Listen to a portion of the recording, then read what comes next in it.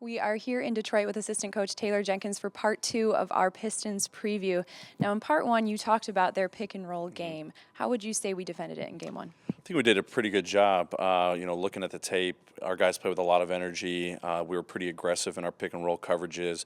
We made life kind of tough for Brandon Jennings. He got some open looks, got into the paint a couple times, but for the majority of the time, we did a good job controlling him. Well, it definitely wasn't the prettiest game I've ever seen. Offensively, though, what did you see that impressed you? Well, just to your point about maybe it wasn't the prettiest early on, it was a tough first quarter, and we challenged our guys to play with a lot of energy, and that really started on the defensive end. But from an offensive standpoint, I thought our guys did a really good job moving the ball in our pick and roll, especially Jeff, finding our bigs, and then our bigs also being passers and getting the ball out to shooters. So ball movement's been huge for us the entire season, especially that game the other night, being able to play out of our pick and roll and pass out of our pick and roll was big for us.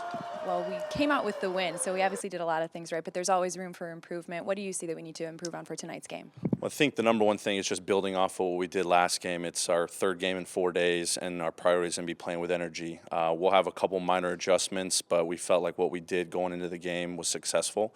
If our guys can take that game plan and replicate it, I think that'll be big for us. But if we can come out, start early, start fresh, start with some energy, I think that'll be good for us for the 4 quarters. All right, thanks, Coach, and good luck. Thanks a lot. Hawks fans, tune into Sports South tonight at 7:30 Eastern Time as your Atlanta Hawks take on the Detroit Pistons.